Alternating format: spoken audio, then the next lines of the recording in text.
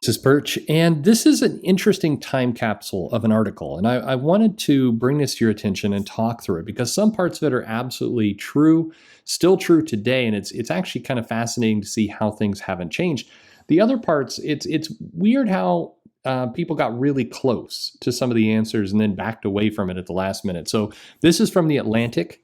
And this is the real reasons for Marvel Comics woes. What woes you might talk, and when was this? Well, this was 2017, May of 2017. A lot happened after that point. So, I mean, just to recap, we've had several relaunches. We've had a change in from Axel Alonso to CB Cebulski. We had a number of series canceled and then return. We've had a number of forays into digital and kind of some other things. We had the pandemic. We had roughly 8 billion events. I'm exaggerating a little bit, but several. But anyway, this is from 2017. So Marvel Comics woes. And this is really hooking off of this narrative that was going on at the time that the recent push for diversity has been blamed for weak print sales, but the company's decade-old business practices are the true culprit.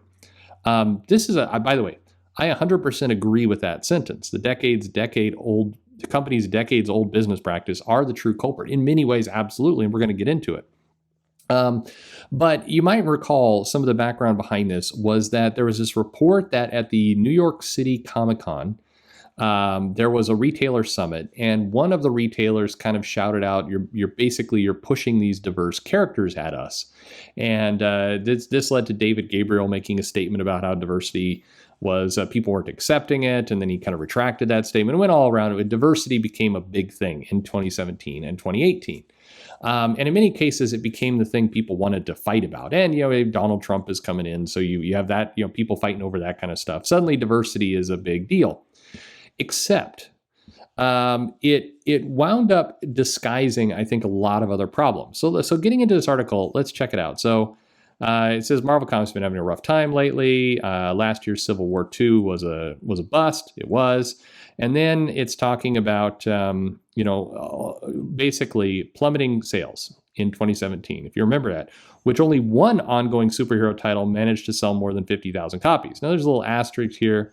Where do they get to that? A long ways. But basically, this is a misleading statement. The trick here is that we're talking about February. It's typically a low month. But also, here's the operative part. Only one ongoing superhero title.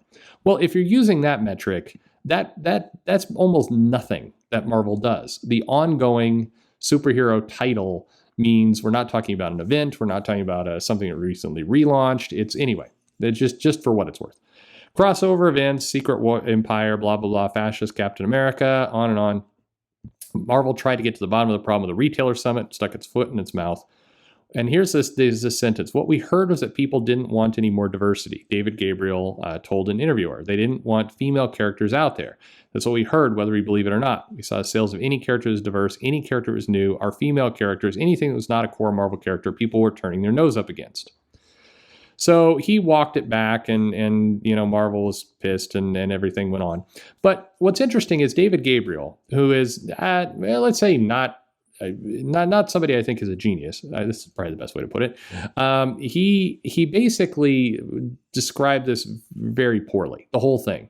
And the kind of the part to pull into the background of this is, again, this kind of indication that Marvel often misrepresents criticism. And this is fully on display here. They didn't want female characters out there. Nobody? Really?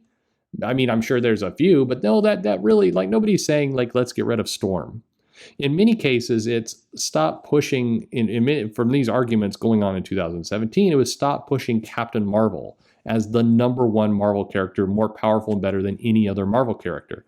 That was what a lot of people were saying. They weren't saying no female characters. Nobody's bitching about the Invisible Woman or Rogue or any number of very popular female characters that Marvel had. Any character is diverse, new, anything people are turning their nose up against. Well, again, this has been a lot of stuff. So the article goes on, industry cliche, the relative lack of, blah, blah, blah, blah. This is audience drifting away, new fans feel ignored, public relations fumbled, so on. So here is where the article gets to some cleverness, and it's interesting again to think about it in terms of today. Marvel can't seem to actually sell comics, diverse or not, and the company only has itself to blame. Interesting. Okay. The comic industry is diminished from its heyday. This goes into a lot of history. Again, the numbers are not entirely right. It does a very poor job, by the way, of talking through the newsstand and direct market and what actually happened there. It seems to always diminish. I always notice these very strange numbers. Like Amazing Spider-Man sold around 70,000, be considered a failure in the 90s. This hides the lead that there was a comic called Spider-Man and I sold 1 million copies. But anyway, these days, most sell quite less. Speculation is an inherent feature. Okay, interesting. A low number of additional pre-orders can lead to publisher cancel a series before a customer even gets a chance to buy the first issue. That's true. Then we talk about books like Nighthawk or Patsy Walker Hellcat or Ta-Nehisi Coates' Black Panther rarely last long before it canceled. Now, of course, Black Panther wasn't canceled and did complete its run. But Nighthawk and Hellcat are not exactly what I would call huge approaches. And this is part of the problem of this article as you read through it, is they really get in heavily to this idea of, any comic can sell and be great. And some comics are just not going to be at that level. Nighthawk and Patsy Walker, aka Hellcat, wouldn't have sold well in the 70s and 80s either. That's kind of the problem here. But anyway, here though is where it stumbles on some cleverness. Reading Marvel, in other words, gets very pricey very quickly. Yeah. And so we talk about Mighty Avengers, Al Ewing series, how it gets canceled. Number one issues boost sales. And this is all true, by the way, that's in this argument here. Other than we're quoting Colin's Space Twinks, which is just a bizarre choice ever. But it does point out the same fact that I pointed out, and a number of people bashed me over, which is G. Willow Wilson's Max Marvel debuted at a circulation of roughly 50,000, held steady at 32. These numbers are not completely right, but okay. Then relaunched a year later to begin around 79,000 before dropping sharply to a circulation of 20. This is what I've shown over and over again in the numbers videos, that when you relaunch and when you interrupt these things, it screws everything up. And I guess this puts me in the same boat as Space Twinks, which is something I'm going to have to struggle with in my life. But anyway, it's true. This is the core problem. And this really is the core problem that Marvel has, in addition to, and we'll see if they get to it, talk about Axel Alonso. This is one of the dumber things Axel Alonso has said, that he didn't know if artists move the needle anymore when it came to sales. Obviously they do, but this quote is also taken somewhat out of context. You go to this interview, that's not exactly what Alonso said, but regardless. Here we finally get to the other piece. Marvel comics tend to be priced around $3.99 to $4.99 for 22 pages. Mini series ship new issues twice a month. Digital editions are usually priced the same. The pricing, when combined with the relaunch scheme, is what's screwing everything up. So as all of us, and I suspect many of the people listening to this video, have endured the culture war of diverse characters and woke and all the things that people like to throw. And there's a lot of fight, a lot of argument. Thousands and thousands of videos. YouTubers have been made rich, or YouTube rich anyway, with having this argument. But it comes down to something very simple. This is too expensive with this kind of scheme of relaunching and constantly shipping things. That is broken, flat out broken. This price point. Now, particularly, they don't mention this in this article, and they should have. Because the further years, we're now in 2021, have further reinforced this. It's going up against stuff like manga, where, for $2, you get unlimited. For Webtoon, many of the stuff is free. They're competing this price point against free or just ridiculously cheap. Even if you're going and you're buying manga in a bookstore, printed, the little graphic novel thing you're buying is way cheaper than this. 2 comics, basically 44 pages, is the equivalent of buying the latest volume, is more money than buying the latest volume of My Hero Academia. That is got more than 100 pages in there. That doesn't work. There's no way around it. And when they talk about not learning their lesson, Marvel publishes around 75 ongoing series. DC publishes 50. Guess what? In 2021, both of them are publishing more than 75 a month. And Image is like, hold my beer, and they're up there in the high 60s as well. And they talk about crossover events and other things, which, again, is correct. Marvel and their PR has plenty of blame. This gets into Twitter bullshit, where it's like, well, you know, people complained on Twitter and Marvel did a bad job of responding. It's like less than 5% of the people are on Twitter. I mean, I'm sorry. If your marketing and PR agency is not responding to things on Twitter well enough, who cares? It does not. Now, the marketing and PR is absolutely broken, but what it doesn't mention any here is any kind of attempt from that retailer summit, which was frankly what most of the retailers were bitching about at the time anyway, of providing incentives for, you know, the retailers to properly promote things, for, you know, what's she doing? And here it does say, I know everybody loves Kelly Sue DeConnick. Kelly Sue DeConnick's Captain Marvel. She paid for postcards, dog tags, and flyers for fan engagement out of her own pocket. That is true. This is a true story. So as much as people get on to Kelly Sue did that marketing herself. This is freaking broken. Instead, Marvel's PR does a bunch of absolute silliness on social media. But anyway, the article goes on and it talks about, this is where it kind of loses the plot a little bit, because it talks about things like the Unbeatable Squirrel Girl and Ms. Marvel and other kind of these diverse books and how great they are and how much of a shame it is that Marvel didn't get them to succeed. The challenge is, and they don't mention it here, is number one, does this audience exist for Unbeatable Squirrel Girl? And if it does, where are they?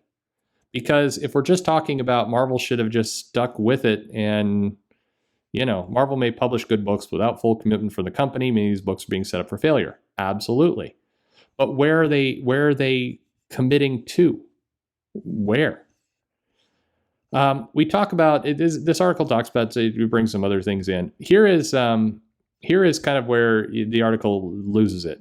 It talks about Marvel and DC might emulate this model by cutting back on the number of series they publish and the frequency at which they ship them. That would be smart. That absolutely would be smart, as we've seen and talked about. Both companies could be more judicious in pairing artists and writers for sustained periods. Hallelujah. Amen. Promoting series outside of the usual channels. Agreed. And warmly engaging with fans. God, like, this is like a perfect paragraph. Perfect. Agreed with all of that. Instead of simply telling people to buy their books, they can instruct new readers how. Okay, not a bad idea. And then here's this last concluding sentence that seems to violate everything above it. And they could listen to what new audiences say they want. Diversity, not just in racial, religious, or sexual terms, but also in the types of stories told. That's not wrong, by the way. Yes, people want different stories. Is there really any more harm in publishing a comic where Captain America has a romantic cup of coffee with his boyfriend Bucky than one where he's a Nazi? What? Sorry. It's so weird. This paragraph is amazing because it's like genius. Just pretty good. Go ahead. Here, not agreed. Because this is one of the problems that Marvel and DC and comics have had, because when they talk about diversity, they immediately go to racial, religious, sexual diversity. They do not have any clue of what that means in terms of the types of stories told, and frankly, the people telling them. If you say diversity and you do not have a liberal, conservative, libertarian, etc., all writing your comics, then you don't have diversity. You've changed it just from one thing to another. So yeah, audiences do want, and when you're publishing 150 plus books from the big two alone, there is plenty of room for diversity, right? If you're truly doing diversity. Then this sentence is just, what are we talking? Like, this is definitely a time capsule of 2017. You may have forgotten this, but back then people were really pushing for Captain America and Bucky to be a couple. And they kind of have gotten away from that now. But anyway, that was the thing. It's a fascinating article. This is The Atlantic. This clarifies that 50,000 from way above. This is a fascinating article. Again, this is from The Atlantic. The real reasons for Marvel Comics woes from 2017. Fascinating in context of today. But yeah. So what do you think? What are the real reasons for Marvel Comics woes? This article does a good job of laying many of the pieces out and then just takes some bizarre turns. But Sure, why not? The whole red herring of diversity really confuses people. And I think that it's that, and it's including by Asher Elbian. I have no idea who this person is, but this continued desire to want to promote this idea that that what people are asking for on Twitter bears any response at all. The article at one point kind of flirts with this idea of like, hey, maybe they should try and get new audiences while also not alienating their old audience. But it doesn't really ever say how to do that. And it kind of infers at some point that alienating the old audience would be okay, presuming that if they just did some of these things, they'd get that new audience. And anybody in business will tell you, you don't alienate your new or old audience. But anyway, fascinating stuff. I love reading some of these time capsule articles because they're funny in hindsight in many ways. What do you think? Let me know in your comments below. Like and subscribe, of course. And thanks for